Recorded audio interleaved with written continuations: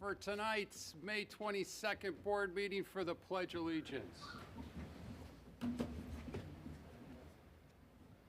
I pledge allegiance to the flag of the United States of America and to the republic for which it stands, one nation under God, indivisible, with liberty and justice for all. Okay, roll call, please. Thank you, Mr. Mayor. Trustee Rick Snagowski. Here. Ron Stapleton. Here. Janelle Kittredge. Here. Dave Maher. Here. Ken McClafferty. Here. Kevin Shaughnessy. Absent. Thank you. Okay, thanks, Janet. Next up, we have the consent agenda, which consists of the following items. We have approval of minutes from the May 8th Village Board meeting. We have approval of disbursements, May 9th through May 22nd. We have an ordinance O-19-23 authorizing the sale and disposal of surplus village property. We have a resolution R-35-23 authorizing the purchase of lawnmowers from Shorewood Home and Auto. We have a resolution R-36-23 approving business district improvement grants and downtown retail recruitment incentive for April 2023 cycle. We have a resolution R-37-23 authorizing upgrades to the supervisory control and data acquisition, the SCADA, for our water system. I need a motion, please. So moved. Second. We have a motion by trustee Snagowski, seconded by trustee McClafferty. George, any comments?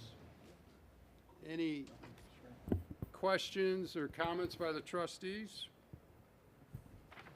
Roll call, please. Snagowski. Yes. Stapleton. Yes. Kittredge. Yes. Maher. Yes. McClafferty. Yes. Shaughnessy absent. Okay, motion approved. All right, next up, we have the mayor's report. Let me first go through what we got going on around town. Of course, this year we are celebrating our 150th anniversary of incorporation. Pollyanna Brewing Company joined in the celebration with the newly released Lamont 150 Lager, wrapped in the artwork of Lamont's famous artist, the late Joyce Eiffel. Pollyanna is generously donating a portion of the sales to the Village Green Park development, which is the lot next to the Pollyanna Social here on Main Street. In addition, you can now order your 150th anniversary logo clothing items on our Lamont 150th anniversary website from our online Ike Sports Store. A portion of the sales from these items will also go to the Village Green Park development. Just click on shop in the upper right corner at lamont150.com. Please visit the Lamont 150 website for a full week of events and activities during the legendary Lamont Week, which starts June 5th and goes through June 11th. June 7th is the first Lamont Legends Cruise Night Car Show. We're calling all cars dedicated to the 150th anniversary with a special appearance from our Lamontster mascot, Archie. The car shows are held downtown from 6 to 9 p.m. On June 9th at 1:30 p.m. in the Village Green Lot, we will have a special anniversary commemoration to recognize this date of our incorporation 150 years ago with special speakers, treats, and giveaways. On June 10th, our 150th Anniversary Fest takes place from 1 to 6 p.m. On Front Street in downtown Lamont, there are several fun activities, taking place along with our local area ethnic dancers and ethnic food. On June 11th, we have a special Lamont 1873 to 1893 walking architectural tour from 2 to 3:30 p.m. This guided walking tour will take you through the Lamont from 1873 and the first 20 years after it was established. One of the tour guides is our very own Jason Berry. We know him, right? Jason, of course, is our community development director, and he's the biggest fan and outspoken proponent of this town. So looking forward to that, Jason. Again, please visit our dedicated Lamont150.com website for details on all these events and more. So that's the mayor's mention. I know we have several of you.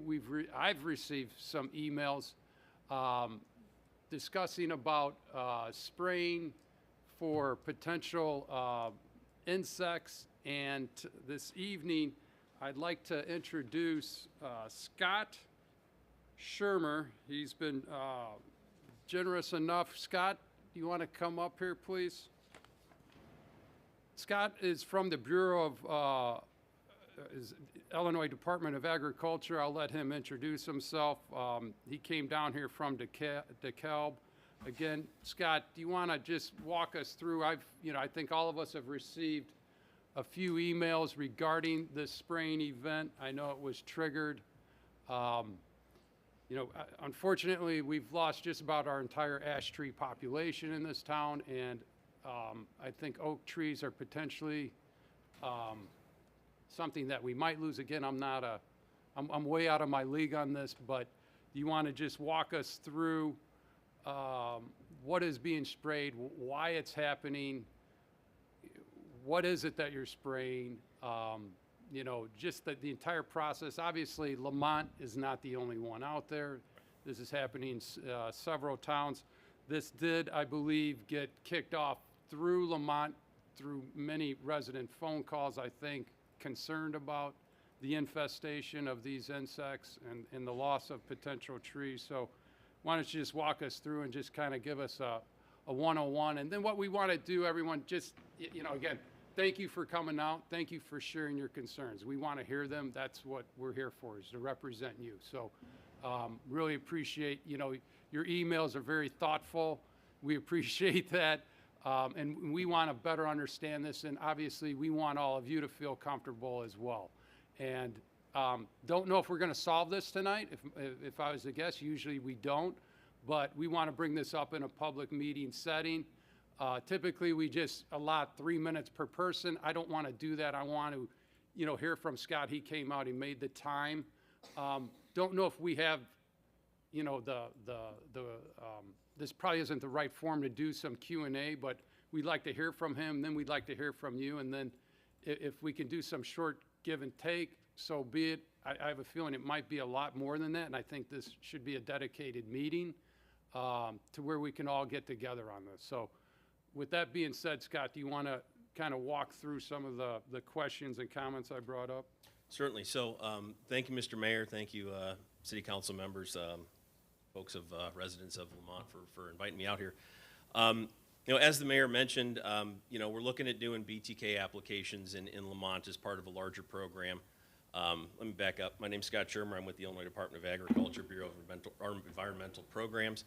I'm the Nursery and Northern Field Office, or Operations Section Manager out of our DeKalb office, and I'm also the State Plant Regulatory Official, and also the Illinois Board Member on the STS Foundation. So I have a lot of experience with this pest. I know a lot about the ins and outs of how things work and how we get to where we get to when it comes to analyzing data and actually going out in the field and managing this pest and the decision process. But like I mentioned, Illinois is just one part of this larger program. So the STS Foundation is a 13-state program that basically goes from North Carolina all the way up through the Midwest, up into Minnesota. And so we're an integral part of it because we're on the leading edge as this pest moves from the east out west and southwest.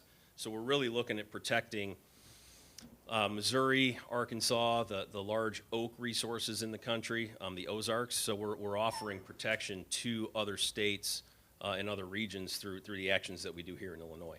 And again, that brings us to Lamont and the multiple other communities that we've been doing these applications in this year so far. So again, we did our first application last Tuesday, the 16th, and the second application is scheduled tomorrow. So we do multiple applications because the product is very short-lived in the environment. We want to make sure that the product is out there and active during a period of time where the first to third instars of the insect are feeding. So we're targeting the tiny little larvae that are about the size of your eyelash as they hatch and as they develop and they feed. So The dosage that we use is very low to the point that it won't kill the 4th and 5th instars, which is why we have to apply it this time of year. We take a lot of time monitoring leaf development, a lot of time monitoring egg hatch. And so the timing is critical, and if we get the timing correct, we're quite successful at managing these populations. So as the mayor mentioned earlier, we have a detection program that we go through. Trapping, the traps are very effective. They use pheromones that lure in the male moths. They give us a pretty good idea of the population presence in an area. This particular infestation in Lamont was reported by the public, so it fell between our traps. We didn't detect it with our traps, and the reason is, again, those traps are baited with a pheromone, but in an area where there's a heavy enough population of female and male moths, those females outcompete our traps. I mean, really, it's a matter of the females are there, and they're more tempting to the males than our traps are, so we can't pull them out of those infestations, which is why the surrounding traps didn't pick it up. But the fact that we found life stages in standing live trees, particularly oaks, within an area is enough, and is enough to trigger a treatment. And on top of that, when we do trap, and we do have detections in an area, we go out and we ground truth that area to make sure that where those trap catches are is actually where those life stages are. Like I mentioned, those traps can pull in male moths from elsewhere, other surrounding areas, and we can get false positives in that sense. So we have to go out to where that trap is and actually ground truth to make sure that there are oak trees, there's host material there, as well as those life stages in order to trigger the treatment. So that's it in a nutshell. I mean, I don't want to talk too much and ramble on, but. No, I appreciate that. So bottom line is that there's enough evidence, and I mean, let's take one step back. I mean, this is obviously, you know, you're operating on behalf of the state. This is a federal program as well, because the first thing I want to know is, what the heck are you guys spraying? And is this harmful, right? So let's just talk about that. What is being sprayed, and is this harmful to, you know, humans? Is it harmful to, you know, the dogs and cats and pets we have? Is it harmful to other, you know, animal, or any of our flowers, plants, you know? So, like you mentioned, this is a cooperative program. So we do work in conjunction with the U.S. Forest Service, which is a subset of the U.S. Department of Agriculture. And then, of course, we work with our own DNR for some consultation purposes, as well as local and municipal government. So when we look into these treatments, we have an extensive evaluation process and checks and balances that we go through to make sure that we have everything that we need to have taken care of, whether it's from a conservation standpoint, a legal standpoint, what have you. Part of that process is consulting with U.S. Fish and Wildlife for federally threatened and endangered species. Another part of that is consulting with our Illinois Department of Natural Resources through the EcoCat system, which is a look at state-level threatened and endangered species. We have an environmental assessment that goes through a public scoping process, so that is the reason we do the public meetings, public forums, open houses as we call them, that allow folks to come in and ask questions and address concerns. And then ultimately, through that entire process, everything is looked at, and I laugh every time I say it, but we don't move forward unless we have a signed environmental assessment and a signed FONSI, which is a findings of no significant impact. Not Arthur Fonzarelli, but it's a FONSI. So anyway, I joke about that. But that's what triggers our process, and that's what gives us the go-ahead to do these operations from a clearance standpoint. Additionally, on top of that, our contractors and us work with the FAA to get clearance for congested airspace flights, and so the FAA is aware of the flight patterns where the airplanes are, the helicopters in this case are going to be. So it's quite an extensive process that we go through to just get to where we are today. Regarding the product itself, it's a product called 4A 48B, so 4A F-O-R-A-Y 48B. It's manufactured by Valent Biosciences.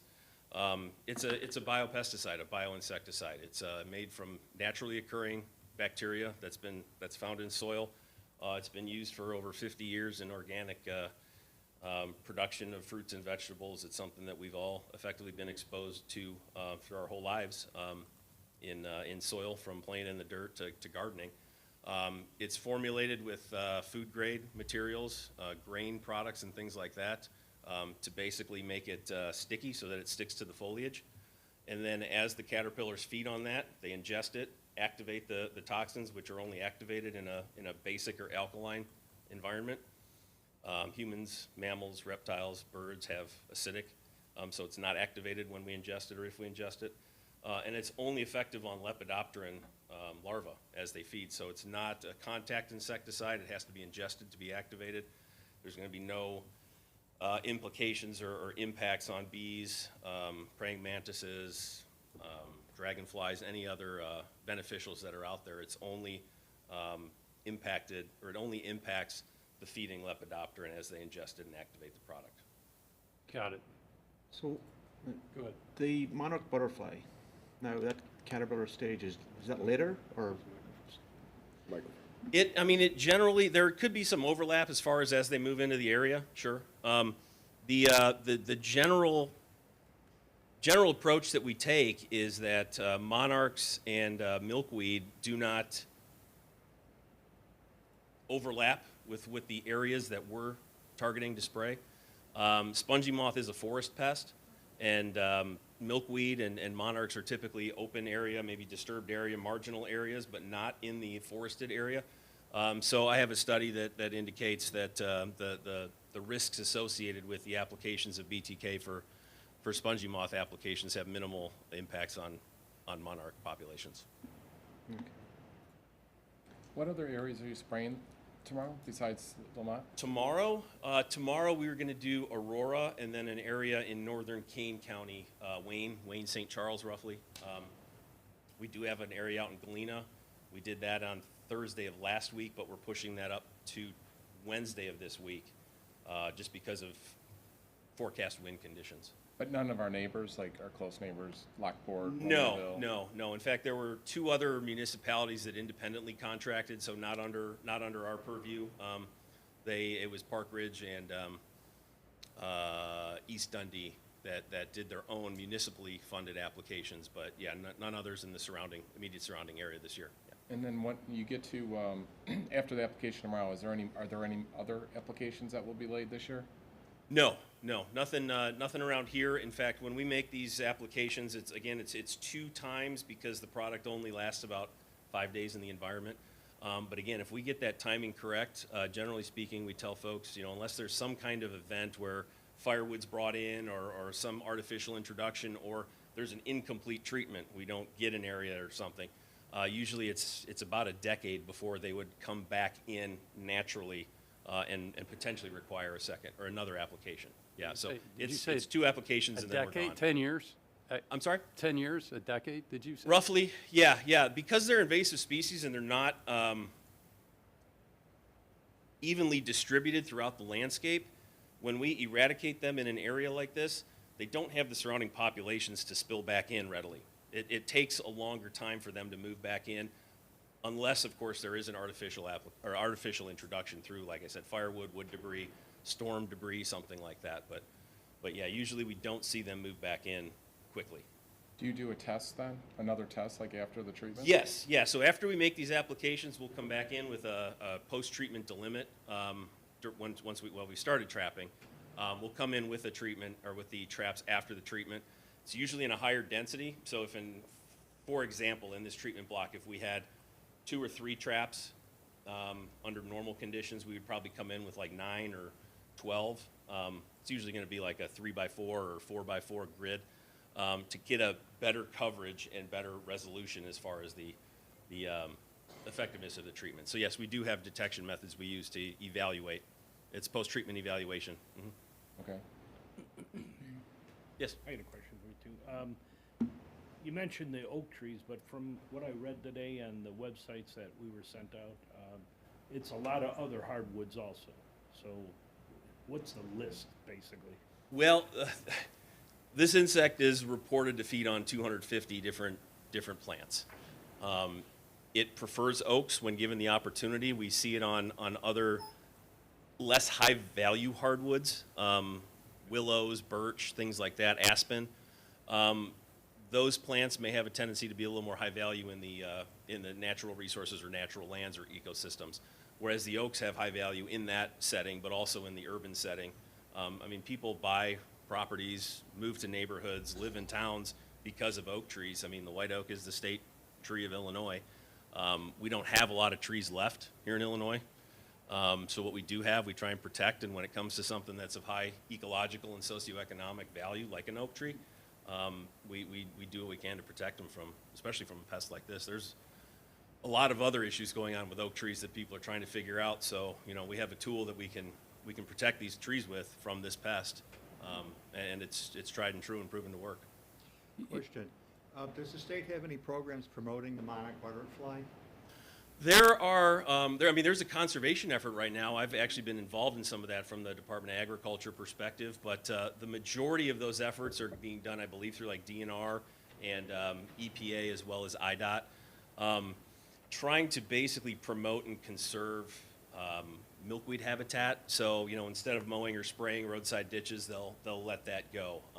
So basically promoting pollinator and milkweed habitat to support monarchs as they move through. But yeah, beyond that, I'm not sure if there's any rearing or anything like that as far as efforts. But there is definitely a conservation effort, and it's multi-agency statewide. Yeah. Thank you. And what you're spraying is found naturally in the soil, it's found naturally in the leaves, it's not a chemical, it's No, it's a bacteria. bacteria. Yeah, it's naturally found in the soil. The bacteria itself it kind of has a resting stage as a spore, and it sits there and until it's activated in the insect gut, which releases the toxins and releases the organism to start developing, it doesn't do anything to anything. Basically, it just lays in wait until it gets into that environment. But yes, naturally occurring soil bacterium. I got a question, maybe this is more for Ralph, getting back to the trees and the phone calls we did receive regarding the loss of trees. Ralph, any background on, I mean, I know personally we lost our, 80-year-old ash tree, but any stats or numbers, Ralph, on the type of tree loss, loss that we've had in town? Can you comment on any of that? Yeah, when the Emerald Ash borer came through, Mayor, the village stood to lose 2,500 plus trees on private property and village property. And when these calls started coming in from Oak Lane and Oak Court and Eureka, I thought it was important to move forward and get a hold of someone to try to stop the infestation if there was one, because I didn't think the village could stand losing any more trees after that Emerald Ash borer incident. So it's important that we keep the trees that we can, and that's why the decision was made to call. Got it. Any other questions or comments, points of clarification? Well, again, Scott, thanks for coming out, and what we'll do is we'll bring the public session up on the agenda now, since it's fresh on everyone's mind. George, you want to take care of this? Yeah, we can bring it up on the agenda, as the mayor mentioned now. So yeah, if anybody wants to come up to the podium now, feel free to come up. Just if you could, just state your name for the record and the minute taker. And yeah, you can have a seat. I was going to say thank you. Yeah, no Appreciate problem. it. Thank you very much, Scott. And yeah, if you could just be timely with your comments and just no need to repeat if you could, and just we'll try to get through everybody here tonight and go ahead and just state your name for the record. Sure, like I'm Nicole Thank you. Graychuck. I'm at 718 Ridge Road. I did have a thing prepared, but since Scott was kind of talking, and I know I've been corresponding with him via email, and he's been great, so I appreciate his timely responses. I'm going to kind of go off some of what he was saying and some of my own notes. I know I was emailing some of you, so thank you for looking at those, but I just do want to remind everyone this is a 453-acre historic part of Lamont, and we were sprayed last Tuesday morning at 5:15 a.m. and again tomorrow. And I'm not refuting the active ingredient. The BTK is a natural bacteria strain, But I'm concerned with the other 87% that is the other ingredients within this insecticide that we don't know, and the general population doesn't have knowledge on it, nor is it regulated because it's proprietary.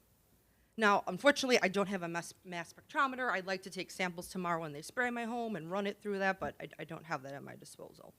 I do want to speak to the risk to humans and domestic animals. If you read the label, you have to use personal protective equipment upon application. It does pose a minimal risk to humans, but that's not a risk I'm willing to take. I have 2 elderly parents that live with me and young daughters that are 3 and 1, and they both have a series of serious allergies along with my mother. Now, the long-term effects are not really known due to lack of studies, which we all know is common with funding and things like that. Now, short-term effects have been noted, and I do have like a 12-page document I can send to people if they're interested. I've been doing a lot of personal research on this. And some of those effects are respiratory issues, eye irritation, and headaches. Now, several Lamont residents publicly noted health effects on social media, and I did get a lot of private Facebook messages. And I know it's he said, she said, and I'm not going to really reveal names, but a lot of people were thanking me for at least trying to research this and like promoting it to the public. Again, it's a low risk, but I will say that other state governments, and I have this all online if you want me to send you links, they do tell the residents the following things when they spray. So this is from the state of Minnesota, Oregon, and Washington. Close your windows and doors. Shut off your heating and ventilation systems that draw air from the outside. Cover your playground equipment, sandboxes, benches, toys, pet dishes, lawn chairs. Hose them afterwards. Stay indoors. Keep pet indoors during the application. Wait 30 minutes before touching any vegetation. Wash exposed skin with soap and water if contact with spray occurs, not just the chemical, the spray. If you are outside at the time of application and the spray droplets get into your eyes, flush with water immediately. Now, I'm not going to speak to the monarch populations. I know we have other members that are much more experts than me, so I'll let them talk to that. But a lot of literature shows that monarchs are being killed by herbicides and insecticides due to this. Now, I did talk with Scott a couple times back and forth via email. Again, he's been great, and I appreciate his willingness to chat with me. One of his initial emails did tell me there was no specific data collection in this particular situation, but it was simply a result of what was actually observed, happening, and verified.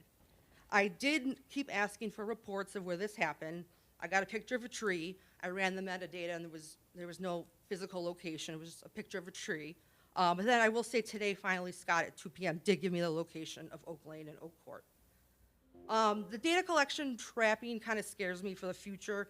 If you go to their meeting minutes from February of 2023, trapping errors that they had were 14,800 for 2022. So again, if we put traps out now, how accurate they would be. That was about 24% of their traps from slow to spread had errors. Now, I did look up on their website, and I saw that Naperville and Bolingbrook had the pheromone spray, although they had higher concentrations of the spongy moth. So again, I was just wondering why we didn't get that option. I have the numbers and I put the map in here as well, if anybody's interested. I got that from the Slow to Spread website. And then last but not least, I therefore asked the mayor and other government officials representing Lamont, to delay the spray, let us get more information. Can we opt out of our private land? I own 0.8 of an acre. I've been in Lamont for 6 years. I love it. I enjoy having my private wooded area behind me. Try to initiate trapping more, a non-pesticide method, and just get that information out to us better. Galena had their residents hand-delivered packets, and then the Lamont Library also said they had a program, but I did not find it on their events page when I searched, and unfortunately, a lot of those emails went to my spam.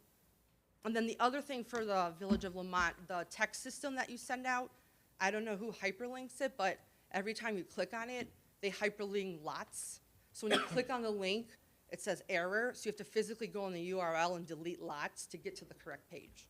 So whoever's hyperlinking it in the text message, it's not working every time. Thank you. Thank you. Thank you. Oh, appreciate that information. So you're saying the text link is not working? Yeah, when you click on the text, it'll say like lots of information going on, and they include the lots in the hyperlink. Okay. So then every time it's an error, so when you click, it'll say error, so you have to go inside the URL and delete the lots to get the actual correct. Got it. Yeah. Thank you. And it's every message. Thank you. Thank you. Okay. All right, Nick. Anybody else? Hey, come on up. Thank you. My name is Kristen Katsias. I'm a resident of Lamont since 2017. I live at 1 West Logan Street, down the street from Nicole. And I would like to thank her for all of her research and time looking out for our neighbors and our environment. So I'm a gardener. I have a big garden. I grow a lot of the crops that I eat, my family eats. I have a 1-year-old.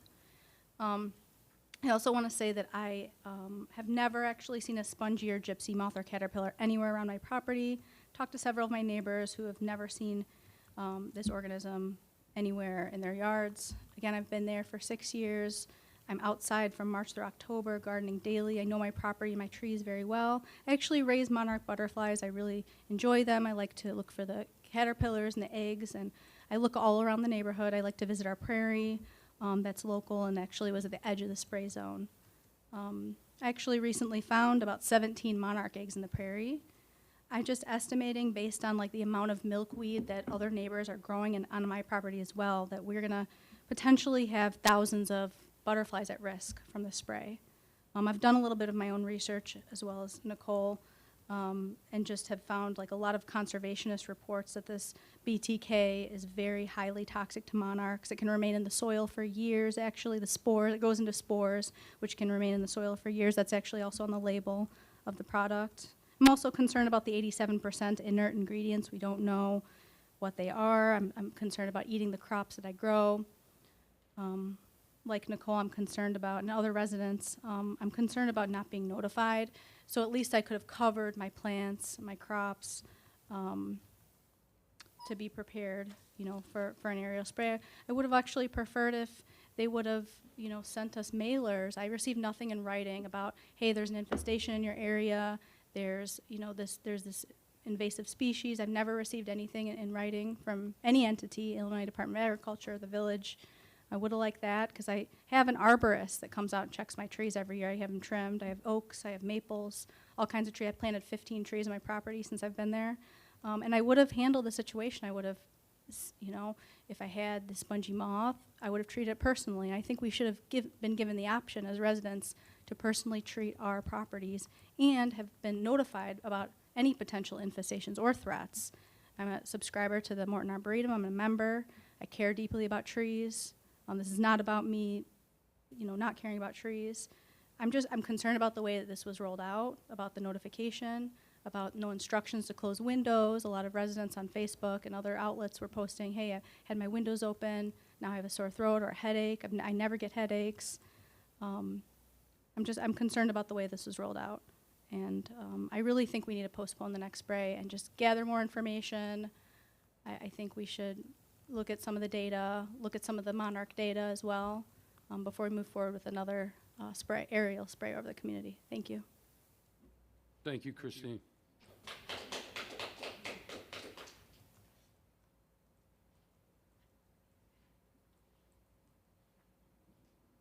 Good evening. I'm Pat Kavanaugh. I'm at 112 Doolin, and I happen to be the butterfly monitor of our wonderful woodland township prairie there.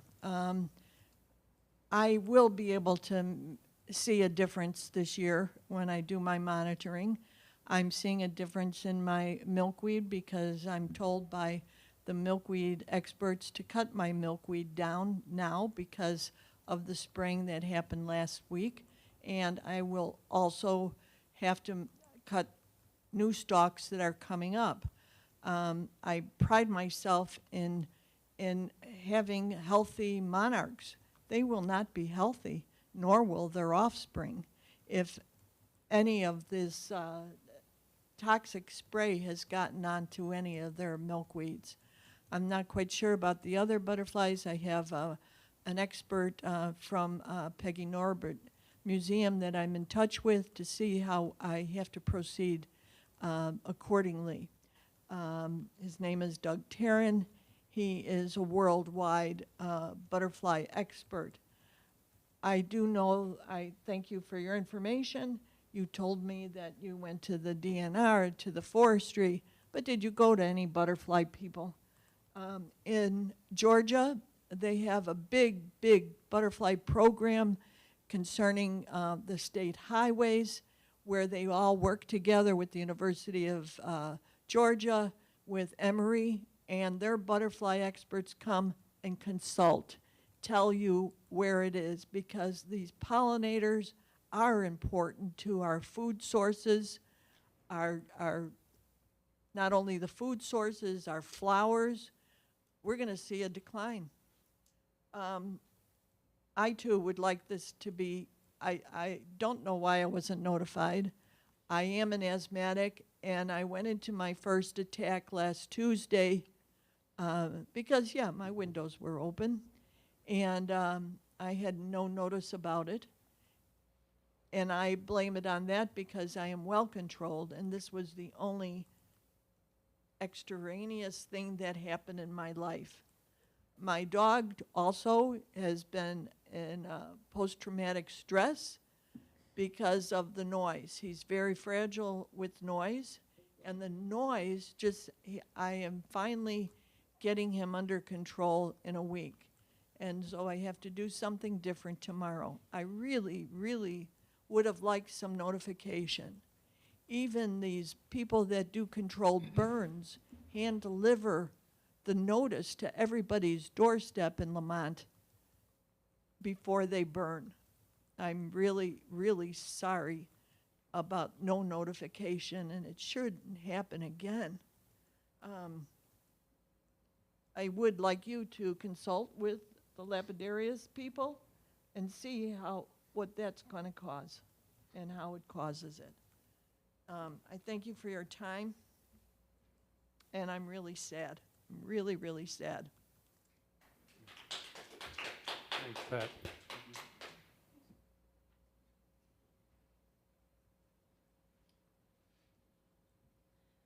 Hi, my name is Carrie Eckberg. I live at 94 Rose Court. I also was not notified at all. We are interested in an opt-out option. I live in a home, residential area. I'm not near a forest or a wooded area. And the helicopter flew right over my home several times, and it was low flying. So again, delay the spray, offer opt-out. The 87% unknown ingredients we should all be concerned about. I hope you are as much as we are. It's so very unsettling not to know. They told us asbestos in insulation was safe. Lead in paint, do we remember?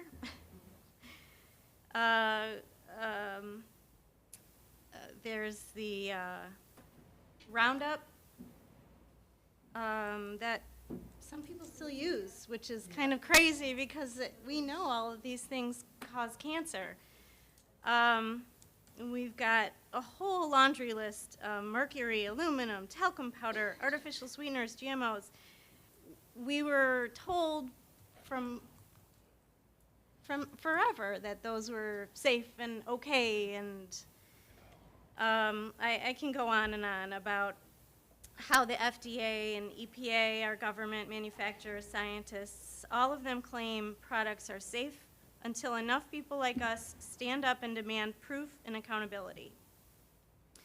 Doctors were even paid to tell pregnant women that tobacco is safe. And just like celebrities were on commercials like Frank Sinatra, athletes like Sugar Ray, all smoking, that's fine, nothing to worry about. Our government convinced our entire country to spray DEET in their towns to prevent insect-borne diseases, and we all know how that turned out. Lamont needs to do their due diligence and look into these chemicals before spraying them in communities where we live, right over our homes, where my kids play. I also have a 1-year-old, 4-year-old, and a 10-year-old that are outside all the time. Again, we're asking you, do the benefits outweigh the risks? There's too many unknowns. Delay the spray. Thank you. Thank you, Carrie.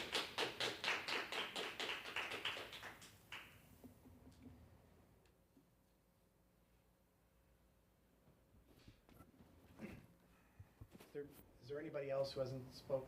I just wanted to, Is there anybody else though first? Anybody else who hasn't spoke yet? Okay, one there final are comment. a bunch of Monarch programs available. The one that I have been really trying to manage is Mayors for Monarchs, where you can have this nice program, and there's many communities that have Mayors for Monarchs. It's easy. I would love to have it in Lamont. So I'm addressing them up. I'd like to hear more about that. I didn't realize that. Yes. And Pat, you said you run that program, or is that, are you part of, you mentioned like a woodland program or something like that? Through the Illinois Butterfly program. It's a data collection that has been in gear for many, many years. I've been collecting butterfly data in our prairie. So I can bring or send you the information on that, and you can look it up. So, Awesome. yeah. No, I appreciate that. Thank you, Pat. All right. So, obviously, there's, what I'm hearing is a couple of takeaways, and again, we definitely need to readdress some of these issues. I've heard anything from, hey, 13% of the product we get, 87% is unknown. I've heard a Fairborn spray was sprayed in Naperville and Bolingbrook and not us. Is that correct? Did I get that right? Fairborn? Pheromone. Pheromone, okay. Pheromone. And, Disruption is the same pheromone used in the traps. okay. And so I think what we need to do, Scott, is address these issues. We have to, and again, that's us working with, you as well as the federal government. The spray, it cannot be delayed. It is something that, is set up. I mean, I'm not going to put you on the spot again, Scott, but we did ask, this is something that I think is organized through the state with the federal government, what is it, the FDA, is that correct? Or the The FDA's consulted on the flight and the safety of the aircraft and the application itself, but yes, it's done in conjunction with the U.S. Forest Service. Okay, got it. And I think just clearing the air on some of these other issues, again, I don't want to cut this short, but I do want to make sure that we go on record and we get some answers to these questions, because this has been, I think, for all of us, a learning experience. And, again, any follow-up, other questions, comments, please, George reached out to you, or? Yeah, and I think, we can improve on our communication. And there were 3 or 4 instances of getting the word out, but we acknowledge it was through the village news notification tools on, March 31st, April 4th, April 27th, but those were through our website, our notification tool. But as we know, different people get their news through different means. Some people only receive news on Facebook. Some people receive news through the paper. Some people prefer news through hand-delivered means. Some people prefer news through text messages, not only through a situation like this, but we deal with it through water main breaks, through when do you have to move your car in on a snow day of 3 inches or higher, through inclement weather. It's a challenge for all of our issues here at the village. When we increase our fees, people get their news in many different ways, and some people only want to get their news in their preferred means. So it is a challenge that we need to talk about as a group. And people only want to get their news in one way, and even hand-delivered, the way people are busy. I know in my household, we're never home, so even hand-delivered sometimes is not the preferred method for certain people. So it is a challenge. No, I think, we have to talk about as a group. No, and we will do that as a board, because we've heard that before. I think Rick has half jokingly said, should we rent billboards and drive them around the community? We would still have people, and it's not tongue in cheek. It is, it is tough. We hear that. We like that link that you said is unfortunate, because that is something I rely on as well. I've not heard that that link's been broke, but we have to, you know, address that, so. Do you have an iPhone? Just curious. No, I have an Android. I wonder if it's an Android, because I've never had that problem either, but I have an iPhone, so I don't know. And I can show you. Could be through Android. And can I just add one thing about the communication? Sure. And this week, I will know that you did a lot more outreach, I did get that, but when you look at the communication too, it says, the Illinois Department of Agriculture will be spraying for spongy moth control, and it gives you the date and time, and it gives you the slow the spread.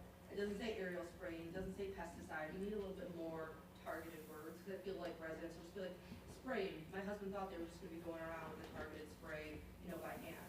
He had no idea it was aerial, a pesticide, and then the slowthespread.org just takes you to the homepage. You have to do a lot of digging to get to the actual treatment area. Okay. I think 3 or 4 clicks to get to that specific page to find out more. No, fair enough, Nicole. Thank you, though. Appreciate that. And, you know, we don't claim to be perfect, and unless we get feedback like this, you know, we can't serve you better, and that's what we're trying to do. And I hope you guys know that, and again, appreciate everyone taking their time out tonight. We hear you loud and clear. And, you know, we got to get answers to these questions, but we also, you know, from a communication standpoint, you know, it's always something, I don't care what form it is, you know, you could always work on it harder and better, and that's what we're going to try and do. So, again, I thank you all for coming out. Yeah, let's. I would say if at all possible, do a robocall, just to say, hey, we're doing a spray tomorrow, close your windows, stay inside if you have asthma, you might, you know, take your inhaler or something like that. Just because a lot of people, that's gonna fall through the cracks, that hand deliver the mail or the Facebook. We have elderly residents too in our. Yeah. No, it's a good idea. Cool. No. Thank you. Thank you again for coming out. Appreciate it. All right, thank you. All right.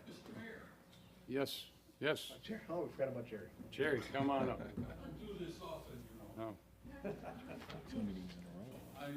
First of all, I agree with what the ladies had to say, but I have a different subject that you mentioned at the beginning with the emerald ash borer. Now, as long as we have the gentleman from the agriculture department, are they still here? Because I have some green ash that are starting to grow. They're pretty good size, about, you know, a little bigger than my thumb.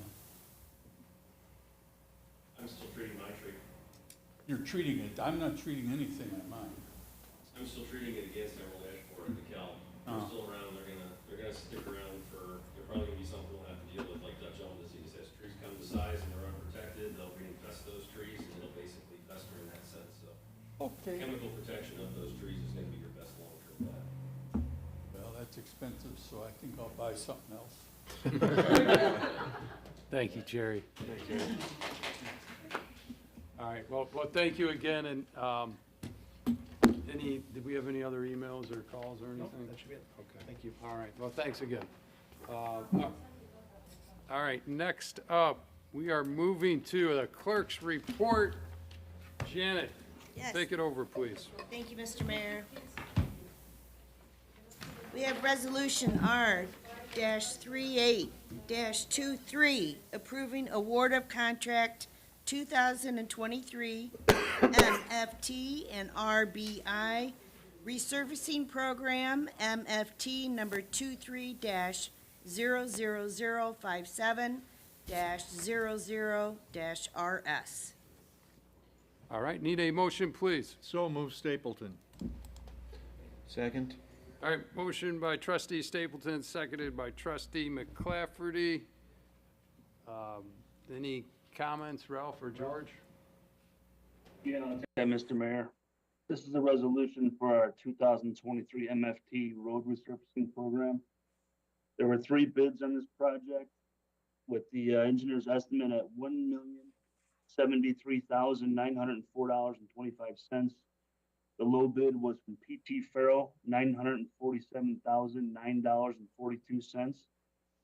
Staff recommendation is to award the contract to PT Farrell for the resurfacing of Warner, Singer, and Sobieski this year. It's 1.25 miles, a little bit more than what we did last year. 1.25 miles in the Warner Singer area. Any other questions or comments for Ralph? Roll call, please. Snagowski, Yes. Stapleton, Yes. Kittredge. Yes. Maher, Yes. McClafferty. Yes. Okay, motion approved. Our next resolution, R-39-23, approving award of contract Target Coles Lift Station Generator Replacement Project. Need a motion, please. So moved. Second. All right, motion by trustee Snagowski, seconded by trustee Kittredge. George or Ralph, any comments on this, Ralph? I'll take it, Mr. Mayor. Yeah, so 2 bids were received on this project for the replacement of the generator at the Target Coles lift station. The prices came in high, way above the engineer's estimate. The price came in at $141,215. And what we did was we limited the scope of work. We cut it down to what we absolutely need to get closer to the estimate and what we budgeted for. So the low bidder was Elliott Electric, and the price is $97,775, and that's for the replacement of the generator and some other transfer switches over there in front of Target Coles for our lift station. Thanks, Ralph. Any other questions, comments? Just one question, Ralph. What was the cause for the price difference? The engineer's estimate, Dave, Yeah. was $85,000. Right. What made it so significant? Do we know, like, why were we so off on it? Dave, estimating right now is out the door. I mean, prices are just so loopy, it's hard to even estimate. This 85,000 number that we budgeted for, it just wasn't enough. There's nothing else I can say. They came in at 141, now they're doing it for 91, so $50,000 difference. What are they not doing, I guess, would be the... We had a shelter in there to cover the lift station. We had some concrete work done around the station. We eliminated that stuff, kind of like eliminating the wants and just going with the needs at the station. Okay. Any other questions? Roll call, please, Jan. Snagowski, Yes. Stapleton, Yes. Kittredge, Yes. Maher, Yes. McClafferty. Yes. All right, motion approved. All right, next up, Mike, village attorney report. I don't have anything for the meeting, but I will in executive session. Okay, great. George, administrator report. I just wanted to bring up trustee Shaughnessy couldn't make it to the meeting. It was his grandson's graduation, but he did want to pass along. I know Chief Mayton was going to bring up the police department had their annual Cop on the Rooftop partnership with Dunkin' Donuts, and just wanted to pass along congratulations once again. They raised just about $10,000 again this year, and just congratulations to the police department. All the police departments, but especially Lamont Police Department, another great year, and I'm sure Chief Mayton's going to have additional information. Just a great participation from our department, but the community in general. It was the day after the mayor's charity golf outing, which was 80 degrees and sunny. They had rain and clouds and stormy weather, but they still raised about $10,000. So congratulations to the police department and the community. So that's all I have for you. Thanks, George. And I believe Chief said it was his granddaughter, but... Granddaughter. Granddaughter, and again, we want to wish everyone congratulations on graduation. This is that time of the year, Old Quarry, as well as our seniors at the high school. So I want to congratulate everyone. With that being said, next up, we got the board reports. We have anything? Comments, questions? All right. You know, real quick, John? Yes, Ken. The rail crossing at Main Street and Stephen Street, there was something that happened, there's an incident that happened there, but Memorial, or Mother's Day. Car taking a wrong turn. I think we got to reach out to the railroads and have them take another look at that intersection. It's happening too often. Yeah, you know, Chief, if you could give me the police report to what happened. I don't even know if it was even reported to the police. No, it's good. I'm glad you mentioned it. We have, we do have the ICC is coming out on June 5th for a diagnostic review. And we had this planned for a couple months now. They're going to be coming out to do a review of each of our public crossings through town.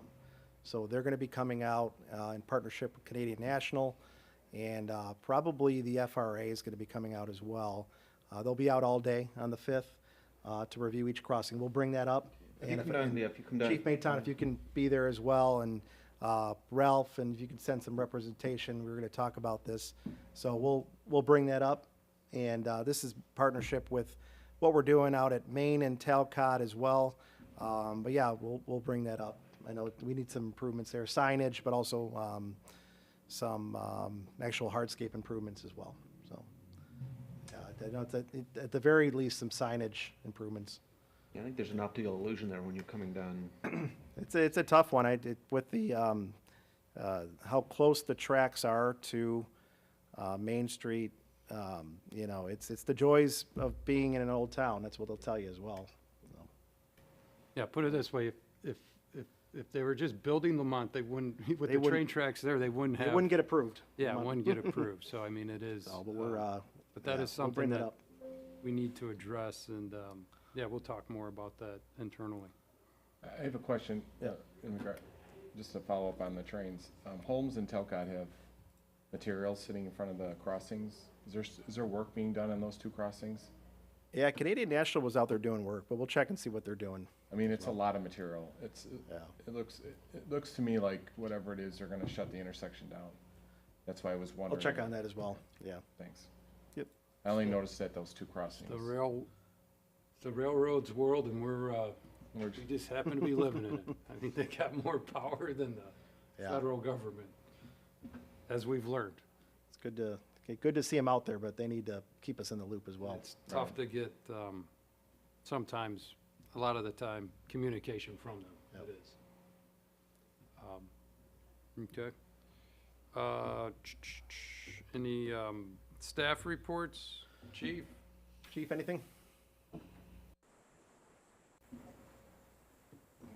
Just to follow up on, thanks, George, for bringing up the Cop on Top on Friday. We raised $997 for Cop on Top. I appreciate all the folks that came out from the PD, the citizens that donated, and the members of the CP AAA that came out to help us. We appreciate it. And, you know, we were down for about 2 hours from rain, but almost made up the amount of revenue that we raised last year. So thank you again. It's a great cause for the kids for Special Olympics. Chief, and, no, I heard, it was a great success as always, and appreciate, all of our, staff and force, the work they do for that. And, it's a great tradition, and, it's something all of us should be, very proud of. All right, so that is. Ralph, anything else from Public Works? Yeah, just real quick, we are hiring, so everyone knows. We're hiring summer part-time employees to help us out, keeping the town look good. So just want to get that word out there. We're kind of lacking some applications this year. So that's all I have tonight. Thanks, Ralph. All right, next up, any new or unfinished business? Nothing? All right, we are going into executive session. I need a motion to move into executive session to discuss under Chapter 5 ILCS of the Open Meetings Act, real estate, setting price for sale, 120/2C1, as well as personnel employment, 122C6. Need a motion, please. So move. Second. All right, we have a motion by trustee Stapleton, seconded by trustee Kittredge. Roll call, please. Snagowski? Yes. Stapleton? Yes. Kittredge? Yes. Maher? Yes. McClafferty? Yes. Okay, thank you. Motion approved. We will not have any further business after executive session. So again, want to thank everyone for coming out. Have a great week. Please check out and join us the week of June 5th for our 150th celebration. And before that, more importantly, next week, we want to wish everyone a very happy Memorial Day again. We're here to celebrate, you know, our veterans, and not a better way to do that than to check out some of the things we got going on around town. And again, appreciate everyone coming out. And that is it for tonight. Can I have a motion to close the, Not yet. well, not yet, I guess. All right, so what we're going to do is we're going to take a quick 3-minute break, move into executive session, and close the doors. So thank you, everyone.